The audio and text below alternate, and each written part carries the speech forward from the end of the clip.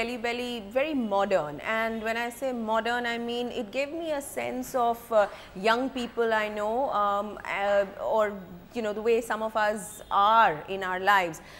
You know, in terms of the conversation, in terms of the girl who was cool ultimately, I find it very interesting to see a lot of movies today. The cool girl, and therefore the heroine or the woman who gets the guy, or whatever it is, the happy ending, whichever way it materializes, that woman seems to be changing. Yep. Very clear. Now, this is the writer, isn't it? This is the writer, and this is what the writers are bringing to the movies, isn't it? Absolutely. Is that something that is here that will seep in further into the Hindi films, you think? Or I really hope so. I really, truly hope so, because I think it's time that people started putting out there what truly exists. You know, this whole stereotype of girls being in a certain, or women or heroines being in a certain way is done, man. I mean, you know, there are women out there who are so incredibly who know what they want, who ask for it, you know, every which way. And you just find them beautiful in different ways, and exactly, and just like and we need to just be more accepting of that. And I don't think and I like that. I like the fact that Menka is not conventional looking at all, and yet she has her own sense of style, attitude, and beauty, which works. But honestly, that was not entirely on the page. I mean, it must have been in your mind and Akshat's mind, but it wasn't on the page. It wasn't, you know. So I think a lot of that had to do with the casting of the person, and that's where Abhinay and Akshat and Amir, whoever else was involved in the casting process, was bold enough to make those decisions, and they just worked, you know. Just earlier this year, you made a film called Game, okay, and very different. That one much more mainstream in its approach, in terms of the characterization, everything. That one didn't do well, this one did well. When you sit back and look at both these films, how do you, you know, sort of gauge where you are at as a filmmaker? Because, you know, it'll be very simplistic to say, oh, so this guy gets comedy. No, you know, but you know, that thriller, that's another genre, so he doesn't get that because that didn't do well. Right. And yet that was very beautifully mounted. You know, all your ad film maker razzmatazz was there to see in that. So how do you interpret where your craft or your skill is at as a filmmaker today?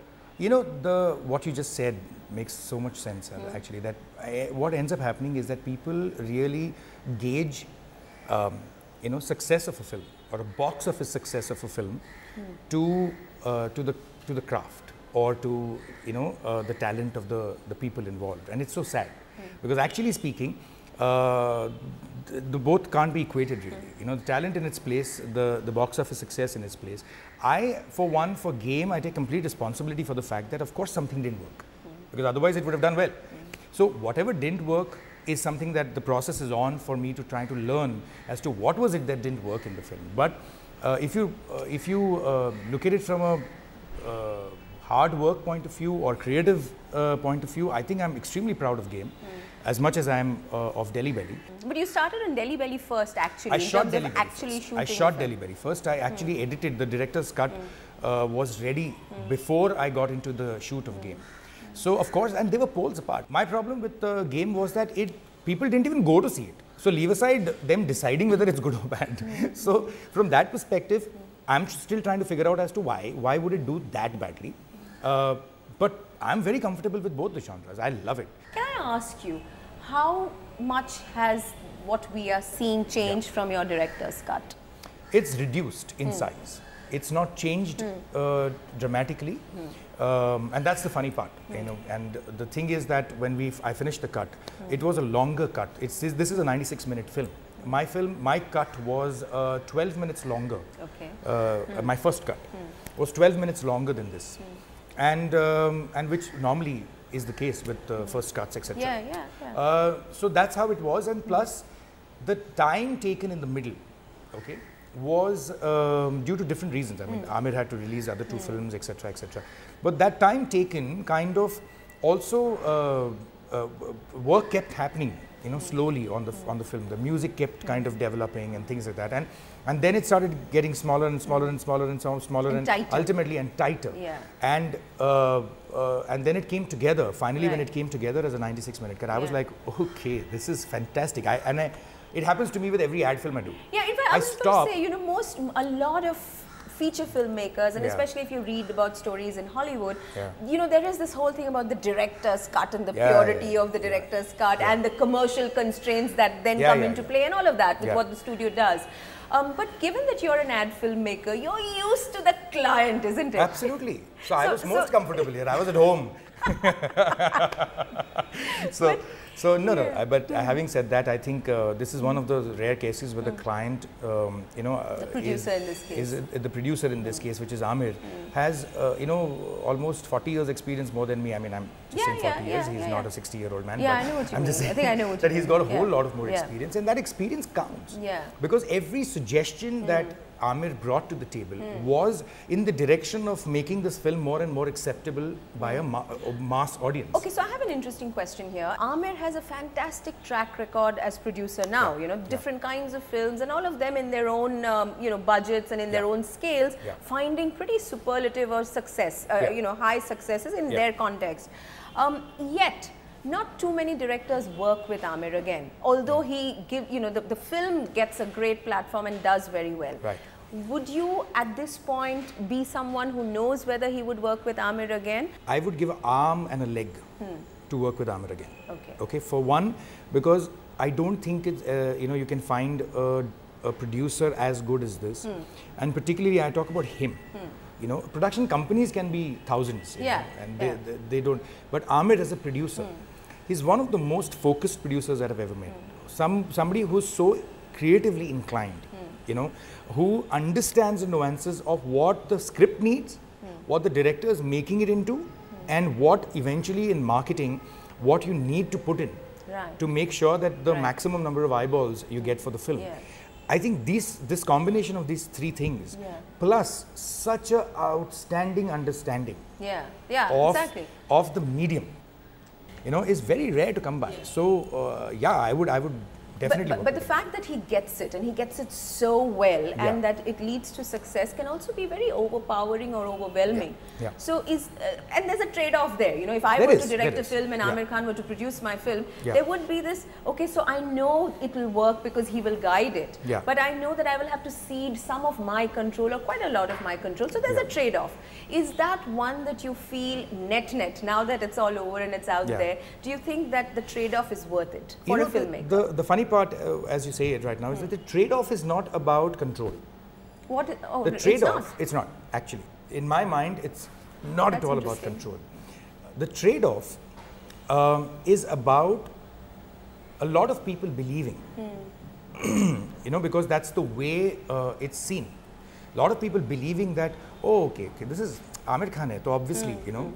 So it's a credit thing. It's not control. Because the funny part is, Amir never denies you the control. Like, for example, when I did this film, that's a very interesting point. He never ever came on the set. Never stepped on the set. He never stepped on the set. There's not a single shot reshot in this film. So it's not about control. It's about the perception. Oh, he worked with Amir Khan, so Amir has a lot to do with it. Correct. It has now become the public myth, isn't it? And so there's a trade-off there. There's a trade-off there. That's very interesting. But that trade-off, you need to, you know, for me, that trade-off doesn't even matter. The reason is because I'm you know, confident in yours. I'm very, very secured in with my skill, with what I do, with what I understand. I'm very, very secured. So I don't have any problems somebody saying that Amir has lots to do with Delhi Belly being a success, because the fact is it's true. He has everything to do with the success of this film. He's the producer of the film, and he's one of the most solid and astute minds when marketing is concerned. So yes, and thank God for the fact that he's got something to do with the success of this film, because at the end of the day, he is Amir Khan. And why are we denying it? I find this very interesting. That you know, there is a trade-off, but the trade-off is that the credit gets diffused. But you're saying it's okay, you can handle it, and it doesn't matter. Forget me handling it. I'll do it at a drop of a hat again. The reason is that, you know, we forget something here. As creative people, what is our intention? What are we out here to do? We are out here to make a film. Project out. And to entertain. And to entertain people. And to get it out the best it can be. And then if there is somebody who's at the risk of saying that, oh, he's taking my credit away, what nonsense. He's never taken anybody's credit away. That's my opinion. No, I don't mean directly. You know, I mean... No, I'm being direct actually. Okay, which is to say that, okay, fair enough. The fact is, honestly, I don't think he takes anybody's credit away. I don't believe that there is even a trade-off for that matter. I am 2 films old. I'm talking to a man who's 40 films old. Okay, his expertise, forget his persona and his stardom and all that, is leave it aside. I'm just talking about his expertise here. Is something that needs the credit to be given to it, and it must be. As a matter of fact, I am proud to be associated with this project alongside an Amir, to say that, yeah, I've learned. I've only learned in the last 3.5 years from this man. Everything that he has done, even in delaying the project, I've still learned out of it every day of that delay. So for me, strategically, how it falls into place, that kind of timing. Yes, it's all about timing. When you've tasted this kind of success, what's the sense that you get? What's it like to be Abhinay now, today? I don't know. Different from 3 months ago, which was after Game. You know, how much does this impact your morale and a sense of who you are? Oh, of course it does. It does. It's very, very, it's fantastic to know that people have appreciated your work. Much that I would have liked them to appreciate the other film that I did as well. But such is life. This is the business which I'm in, so I can't complain. It feels great. It feels very, very, what do you say? I feel very happy. Kunal, for you? Yeah, no, I don't think it's changed me as a person in the sense that... Are people asking you to fart on demand in at parties? That has become a problem, but I'm dealing with that. But no, but it hasn't changed me as a person. I just think you're happy. I mean, I was happy when a play did well, you know, but you're just there and you hear the audience laughing. I must say that while I understand where you guys are coming from, I also think you guys are downplaying it, because really in India, there's nothing like a Hindi film success, is there?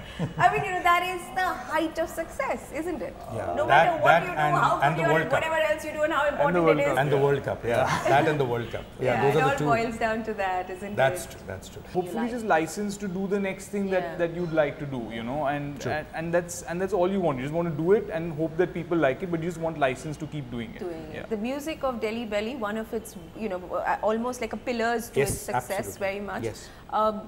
How was that? How did that come about, and where did that go? See, that actually, I'll tell you, there's a long story to it. You know, me and Ram have worked for 14 years together. We go a really long way back, and we understand each other. We are brothers, you know, and we understand each other. He's done more than about 250 ad films of mine. So we understand each other tremendously.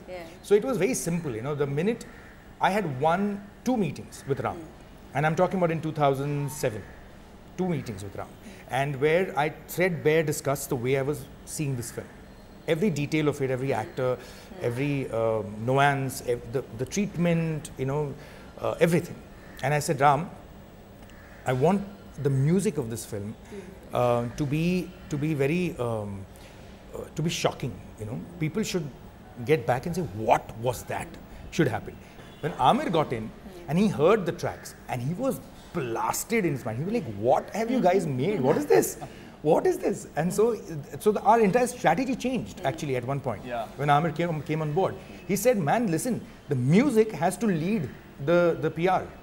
The entire publicity has to be led by the music. Actually, it's the other way around, by the way. The way we did it was we conceived it for background score and then made songs out of it.